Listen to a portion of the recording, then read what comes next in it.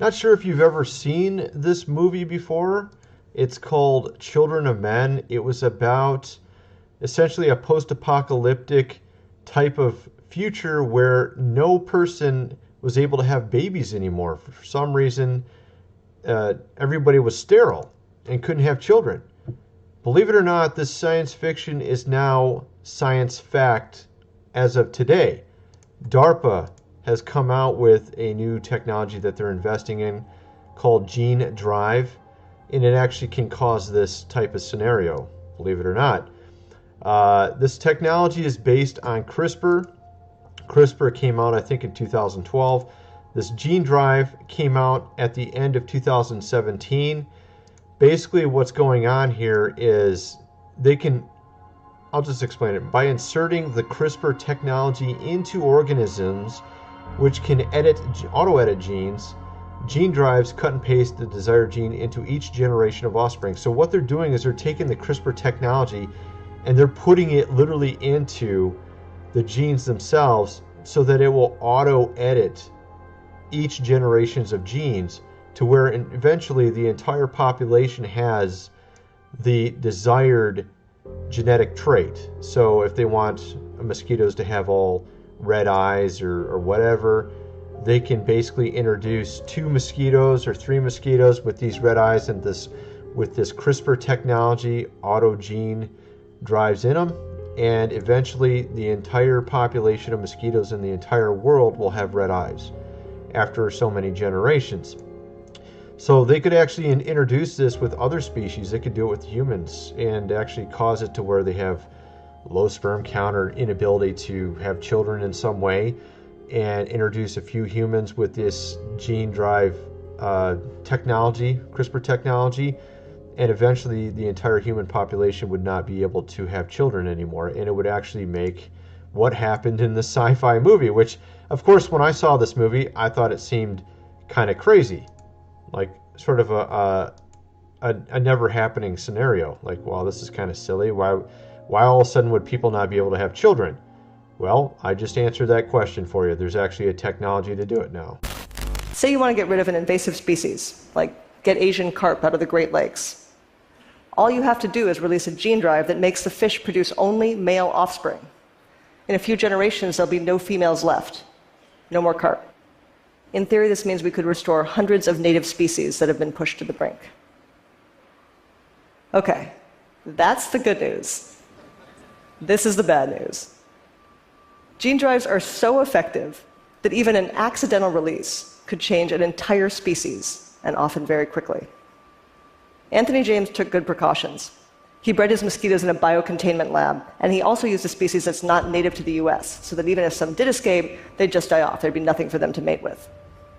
But it's also true that if a dozen Asian carp with the all-male gene drive accidentally got carried from the Great Lakes back to Asia, they could potentially wipe out the native Asian carp population. And that's not so unlikely, given how connected our world is. In fact, it's why we have an invasive species problem. And that's fish. Things like mosquitoes and fruit flies, there's literally no way to contain them. They cross borders and oceans all the time. Okay, the other piece of bad news is that a gene drive might not stay confined to what we call the target species. That's because of gene flow, which is basically a fancy way of saying that neighboring species sometimes interbreed. If that happens, it's possible a gene drive could cross over, like Asian carp could infect some other kind of carp. That's not so bad if your drive just promotes a trait, like eye color. In fact, there's a decent chance that we'll see a wave of very weird fruit flies in the near future. But it could be a disaster if your drive is designed to eliminate the species entirely. The last worrisome thing is that the technology to do this, to genetically engineer an organism and include a gene drive, is something that basically any lab in the world can do. An undergraduate can do it. A talented high schooler with some equipment can do it. Yeah, so this is the crazy stuff that DARPA is working on, other than artificial intelligence and robots. So they have robots with artificial intelligence, and when we're talking about artificial intelligence, we're not talking about some pre-programmed software that knows your moves in chess and figures them out. They've actually created robots that self-learn that are able to actually beat masters at games that are not games you can actually figure out the next move. They're sort of games you have to think of what's going on the fly and sort of feel it out. There's a certain Chinese game like that. I can't remember what it was called, but there's a master of this game who played one of these AIs and lost. And he had been like a 10-time world champion, and he lost. And it was a game that you can't anticipate necessarily your opponent's moves. And this AI literally played himself 10 million times to self-learn how to beat itself, and then played the Grand Master and defeated him pretty easily. So this is what we're talking about here. We have AI, robots that can self-learn and teach themselves anything, even create a new language.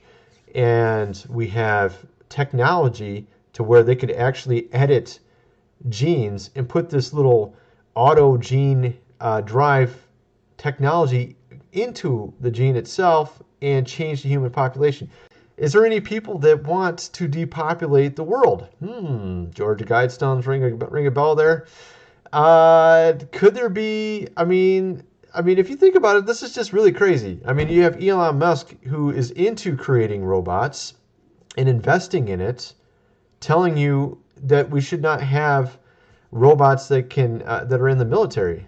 That they shouldn't have robots that are self-learning AI, because they could actually eventually become aware in a sense and decide not to do what you want. They could even, I mean, it sounds crazy, but I mean, just think about all this technology. Just to think about how it could snowball on itself. I mean, we have the loss of privacy now with all this surveillance, essentially. Sort of in 1984, we have AI being used even on YouTube, by the way. I'm not sure if you know that. They actually have a black box AI that they actually put a lot of data through to decide what videos to show to you. So they actually have AI being implemented on YouTube to decide what videos to show you. Self-learning AI. All right. So then you have, I mean, DARPA is investing in all these things. You don't think this could become sort of an apocalyptic situation? AI that could self-learning, robots. You got like the Terminator sci-fi fantasy coming to life. You have this Children of Men fantasy. It's not really fantasy. It's sort of a scary scenario coming to life where basically no one could have children potentially in the future, or maybe they'll make it so they find a certain gene that's sort of attributed to, resisting authority, and decide, let's just snip that little gene, and we just want docile little people that do what we want, right? So we alter that gene, and we put in this gene drive CRISPR auto technology into a couple people, stick them out in the population. 3-4 generations later, all humans are docile.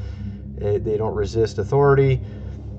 I'm serious. This is the kind of stuff we're talking about. This is not even science fiction anymore. I mean, you can see how this could be very ominous for the future. You have to ask yourself, what the heck is going to happen, right?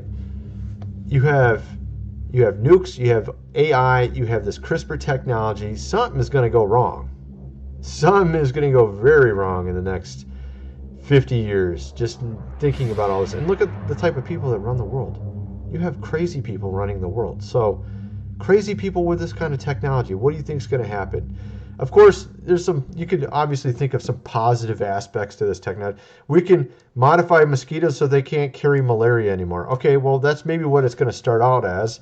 They're going to use this technology to get rid of diseases, cancers, and things like that. But eventually, you're going to get some crazy person that has control of this technology, and they're going to introduce something far worse into society, and the sky's the limit with this stuff, man. The sky's the limit.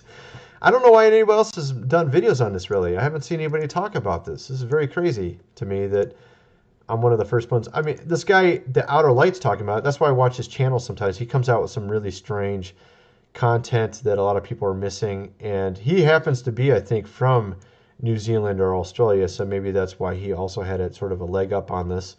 DARPA was doing this over in New Zealand. People are talking about what this could be used for in a positive manner, but I mean, seriously, we're talking about DARPA using it.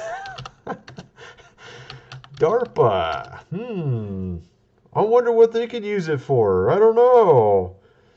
Let's see here. Defense Advanced Research Projects Agency.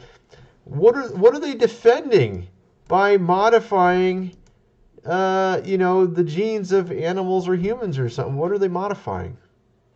That's a good question to ask, isn't it? I think it is. I just thought of something very crazy. Could it be possible that they've already used this technology?